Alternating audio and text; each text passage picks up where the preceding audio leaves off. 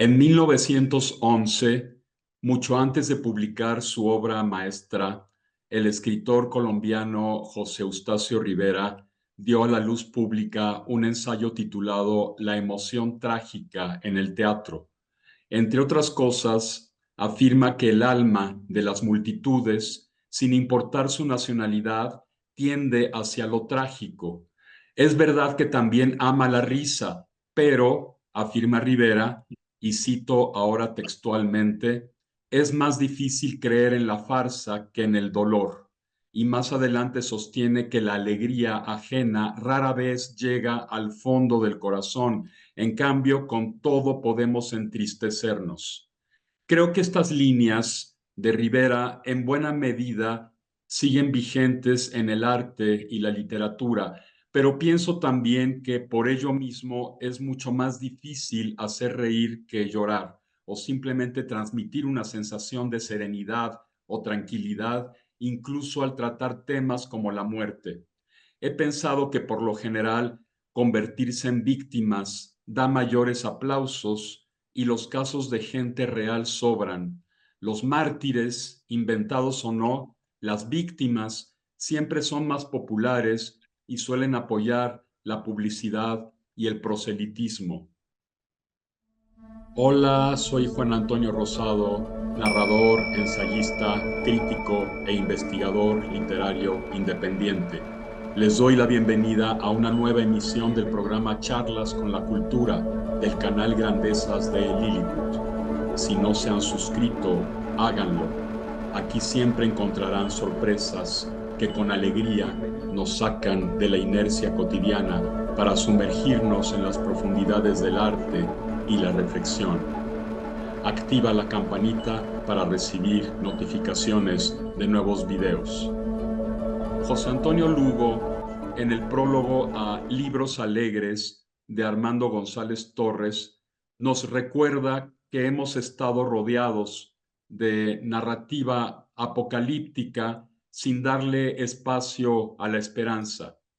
Pero paradójicamente, el mercado editorial también nos inunda de libros de autoayuda con formulitas para que todo salga bien. Oscilamos entonces entre ese pesimismo recalcitrante y los esquemas surgidos de un optimismo fácil, infantil y a mi juicio también truculento, artificioso, conveniente para el mercado. ¿Dónde queda en el gran arte literario la alegría? Hoy tenemos como invitado a Armando González Torres, poeta y ensayista que ha publicado en distintos medios y que ha sido galardonado con premios como el Alfonso Reyes o el José Revueltas. Es autor de unos 20 volúmenes, por ejemplo, de los poemarios Los días prolijos y La peste, y de libros de ensayos y aforismos como Que mueran los intelectuales, Las guerras culturales de Octavio Paz, La lectura y la sospecha o Sobre perdonar. La editorial El Tapiz del Unicornio publicó hace unos meses su libro de ensayos Libros Alegres, que intenta nadar a contracorriente respecto de la óptica de un, por ejemplo, José Eustacio Rivera o de cualquier pesimismo al mostrarnos en un despliegue de erudición obras de arte literarias que se insertan en la alegría y no en el llanto. Miren la portada, creo que es muy elocuente. Esta obra es un conjunto de reseñas sobre una buena cantidad de libros alegres, reflexiones y ensayos breves sobre autores como Teresa de Ávila, La Rochefoucauld, Samuel Johnson, George Orwell, Thomas Merton, Karl Kraus, El Juan de Mairena de Antonio Machado, entre muchos otros. Al terminar de leerlo, tuve la sensación de haber mirado un álbum o haber asistido a una galería con muchas imágenes, muchos retratos. Por su concisión, este libro induce, propicia la lectura y el diálogo con las obras y autores a los que se refiere, así como un acercamiento a la cultura en general. En este despliegue o desfile de información y reflexión, cuya característica es su gran capacidad de síntesis. Aparecen elementos culturales tan ubicuos como el vino o los jardines, pero también autores poco conocidos en Hispanoamérica, conceptos como la muerte o el mal sin atisbos de pesimismo, actividades como la artesanía o la caminata, fenómenos como la pandemia o decisiones como el suicidio, para hablar solo de un puñado. Estas reflexiones se dividen en dos partes: libros alegres y escrituras tónicas. Gracias, Armando, por aceptar la invitación para que hablemos sobre esta obra breve pero sustanciosa. Al contrario, Juan Antonio, muchísimas gracias y muchísimas gracias por tu introducción. De verdad es una muy generosa y lúcida reseña de este libro. Armando, en el texto titulado Libros Alegres, que abre el libro, afirmas que últimamente se han privilegiado los sentimientos negativos en la literatura. Me parece que tal fue la motivación para escribir este ensayo y además englobar con el mismo título a otros varios textos ensayísticos que en conjunto forman un libro alegre. ¿Qué quisieras agregar al respecto? ¿Fue esta la motivación? Sí, en muchos sentidos ya lo dijiste tú, creo que el victimismo, el pesimismo inducido, se vuelven muy rentables en el mercado contemporáneo. Lo mismo que esta otra tendencia antagónica, que es esta literatura de autoayuda fácil, que también induce un optimismo artificial. Yo fui viendo, digamos, pues en el gran cajón que tengo de artículos y mini ensayos que he acumulado en mi columna de Milenio, me di cuenta que había un denominador común, mi búsqueda de lecturas, que era estos libros alegres, es decir, estos libros que sin caer en la alegría artificial, esgrimen un optimismo razonado, una visión afirmativa y agradecida de la vida, y en ese sentido reuní este conjunto de ensayos, son alrededor de 60 mini ensayos que tienen pues dos denominadores comunes. Primero, este enfoque positivo pero al mismo tiempo lúcido y razonado, con equilibrio analítico de la existencia. Y por otro lado, también tienen como característica que provienen de los más distintos campos de conocimiento. Si bien yo soy escritor, no solamente me dediqué a leer y a reseñar escritores, sino que hay mujeres y hombres de las más distintas disciplinas, desde la filosofía, la antropología, la sociología, la psicología, neurólogos, y lo que también pretendí formar fue una tertulia lo más amplia, intertemporal e interdisciplinaria posible. Me propuse también convocar a una conversación entre los más distintos perfiles que se caracterizara por su inteligencia, por su jovialidad y por su alegría. La vocación de mártir siempre ha tenido gran éxito. Yo creo que no nada más es una cuestión de nuestra época actual. A veces cuando va unida al arte y a la literatura, incluso es un arma publicitaria, ya desde la tragedia griega, ¿no? Yo creo, personajes como Prometeo, incluso Hércules, Edipo, todos estos personajes clásicos siempre generaron una catarsis, un desahogo en las masas. No se sabe exactamente si esa catarsis se genera en los personajes propiamente, o en el público, o en el autor, o en todos simultáneamente.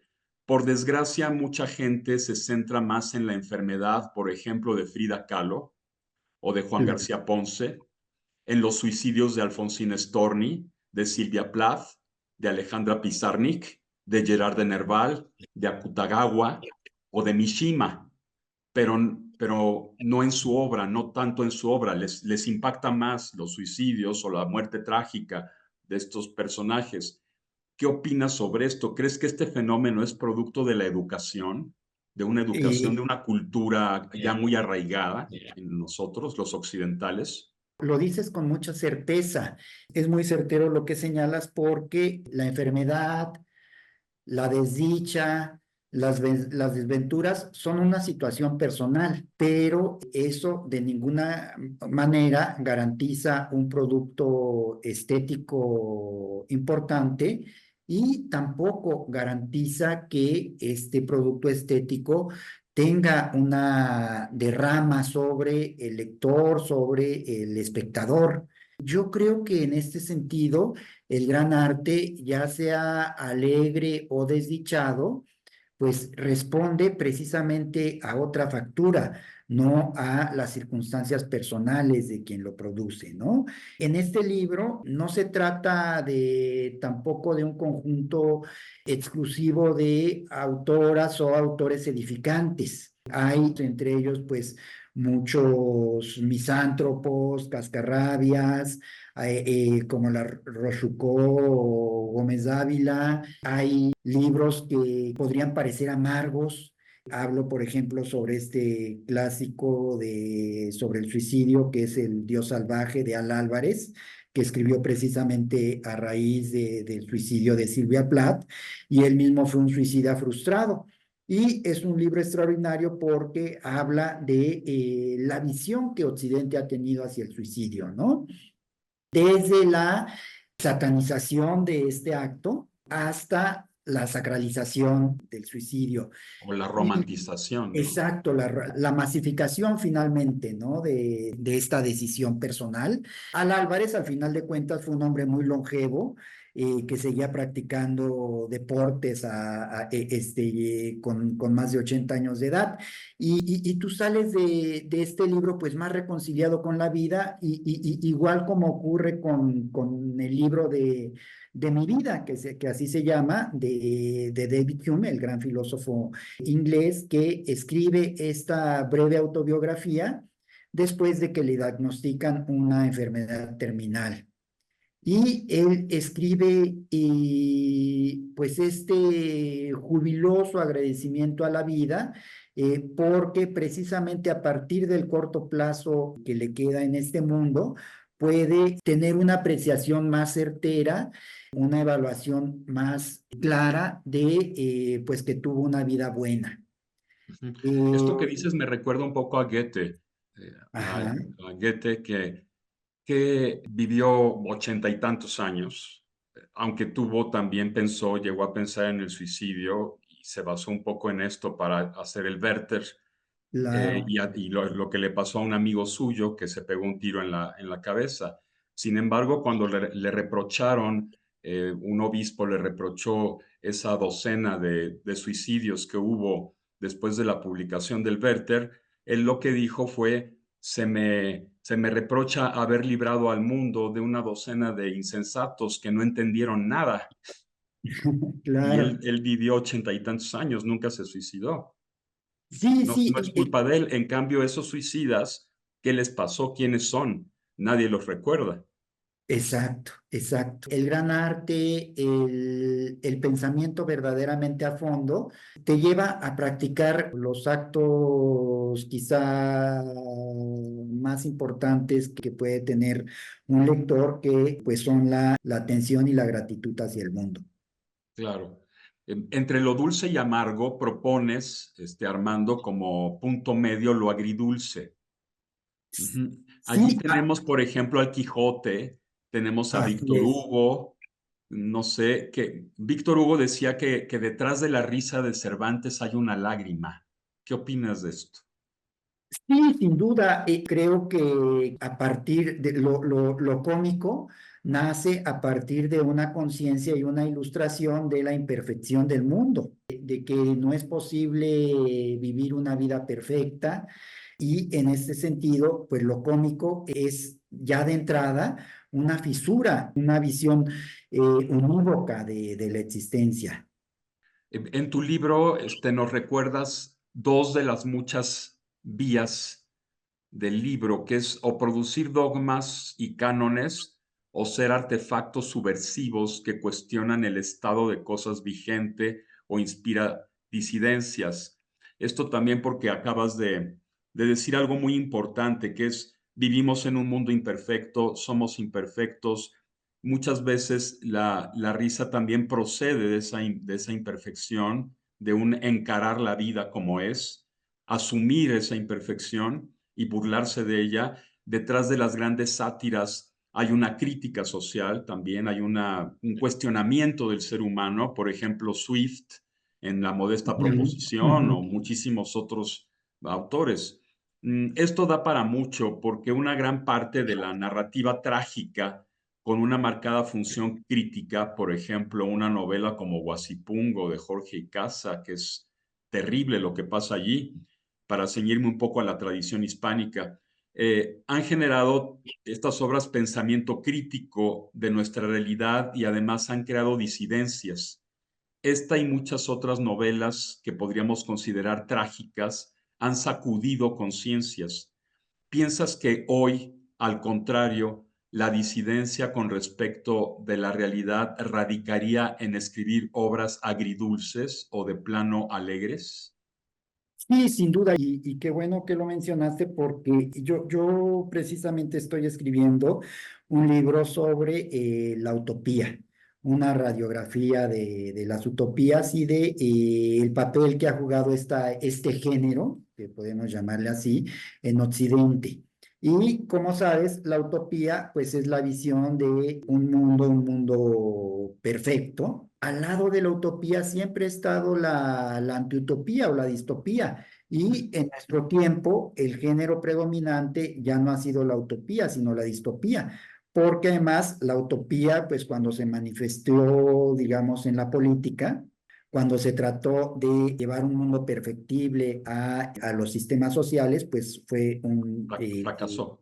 un desastre y en ese sentido la distopía se ha pues erigido como la óptica predominante en la imaginación contemporánea. Pero esta distopía también tiene, digamos, un sesgo en su visión en el sentido de que pone énfasis en el lado apocalíptico, imperfecto, ingobernable de la naturaleza humana. Y en ese sentido, creo que muchos de los autores a los que convoco, a los que apelo, lo que hacen es esgrimir una visión más realista, una visión más equilibrada del individuo como un personaje con muchísimos defectos, pero también con algunas virtudes que le han permitido su supervivencia como especie, con algunas virtudes que mal que bien le han permitido alcanzar un progreso inimaginable, ya no digo siglos atrás, sino siglo y medio atrás, cuestiones como los derechos humanos, las agendas de género, pese a toda la desigualdad que persiste, pero la posibilidad de lograr mejoras en los sistemas de salud, en la esperanza de vida, pues todas estas son cuestiones que indudablemente se han logrado como especie y que es importante tener en cuenta también a la hora pues de tener una visión integral. Todos los breves ensayos me parecieron excelentes, Armando. Hay un texto, sin embargo, en particular que recuerdo mucho de tu libro y que me pareció muy interesante, El artesano, libro del sociólogo Richard Sennett. Yo siempre he pensado que lo artesanal no solo radica en lo manual, sino que se extiende a todos los oficios. Lo artesanal implica, para mí por lo menos, imitación de modelos, pero también la adquisición de técnicas y recursos para poco a poco, paulatinamente, irse perfeccionando hasta acceder al arte. Esto me recordó a un texto de Aldous Huxley sobre la ascesis por la que tiene que pasar el artista antes de llegar al dominio de su oficio. ¿Qué opinas de esto? ¿Crees que lo artesanal puede estar ligado a una ascesis? Desde luego, lo artesanal está ligado, como tú lo dices, no necesariamente a las manos, sino a el manejo de determinados instrumentos, pero también hacia lo que hoy se llamaría la plena atención hacia el mundo, la comunión con lo que te rodea, y todo ello requiere una actitud personal en la que más que quizá nombrar al mundo, hay que abrirse para dejar expresar al mundo a través del artesano. Ujú, Y creo que precisamente en estas épocas, digamos, donde la planificación racional, la producción masiva de todo, incluyendo de lo artístico, esta oferta, digamos, del artesanado se vuelve muy atractiva para aquellos artistas que quieren salir de las vías y de los caminos más convencionales para el prestigio y para el éxito. ujú. Sí, esto me parece muy interesante porque a veces pensamos que lo más profundo en el ámbito cultural son los temas filosóficos o los temas demasiado densos, llenos de conceptos a veces ininteligibles. Y sin embargo, algo tan cotidiano como un jardín, una caminata, un vino, una artesanía, son también objetos que pueden denotar una profundidad en el pensamiento humano o que pueden llevarnos a otros terrenos mucho más profundos. Exacto, Ujú. exacto. Y conectarnos existencialmente con ese objeto, con ese Y objeto. cada uno de estos objetos puede partir de lo artesanal para llegar a un perfeccionamiento. Por ejemplo, la jardinería puede ser un arte, como lo Claro, es la alta gastronomía, como lo es la perfumería. No permanecen en lo meramente artesanal, sino que llega un momento en que ya... Y lo mismo puede decirse de la literatura. Hay novelas que son totalmente artesanales e incluso yo diría industriales. Y pocas ujú, acceden a eso que llamamos el arte, ¿no? Cuando ya llegan pues a una serie de propuestas no absolutamente originales, porque la originalidad no existe, pero sí llegan a un dominio en el que ya no nada más es pura técnica, no nada más son puros procedimientos, claro, no nada más son puros recursos, ya tenemos una propuesta estética de mucha mayor valor, ¿no? De mucho mayor valor incluso. claro. Ujú. Y que además todo esto contrasta con, digamos, la toma de decisiones editoriales contemporáneas, por ejemplo, que en materia de literatura, pues parte mucho de grupos de enfoque, actualidad del tema, posibilidad de rentabilidad, y todo esto, pues choca con el modo artesanal de producir que mantiene, pues, el escritor que vale la pena, ¿no? Claro, claro. Y lo mismo puede aplicarse con muchas otras instancias o fenómenos culturales, ¿no? Del ser humano, desde la música misma, ¿no? Hay una música muy industrial, muy esquemática, basada en modelos ya probados, ¿sí? Ujú. Y la otra que se arriesga. A mí me parece que con este libro también te estás arriesgando a ir a contracorriente, ¿no? Con todas las distopías, con toda la cuestión apocalíptica, reflexionar sobre algo en lo que pocas veces reparamos, que es la alegría. Así es, y bueno, que en realidad, pues, yo simplemente lo que hago, pues, es compartir con el lector, hacer un servicio al lector y compartir mi impresión de determinadas lecturas. Creo que lo más importante es que este extraordinario universo de autoras y autores, ahí está al alcance, muchos de ellos, pues, tienen un bajo perfil, están en la relativa penumbra. Y creo que si algún mérito tiene este libro es primero juntarlos y tratar de establecer una tertulia, insisto, intertemporal e interdisciplinaria entre estos riquísimos espíritus, y también tratar de integrar al lector a esta festiva tertulia. Muy bien, Armando. Reitero mi agradecimiento por haber aceptado esta invitación. No sé si quieras agregar algo más. Pues agradecerte muchísimo tu interlocución, tu lectura tan atenta, tan inteligente y tan generosa, insisto. Muchas gracias, Armando. Muchísimas gracias. Hasta pronto. Hasta pronto.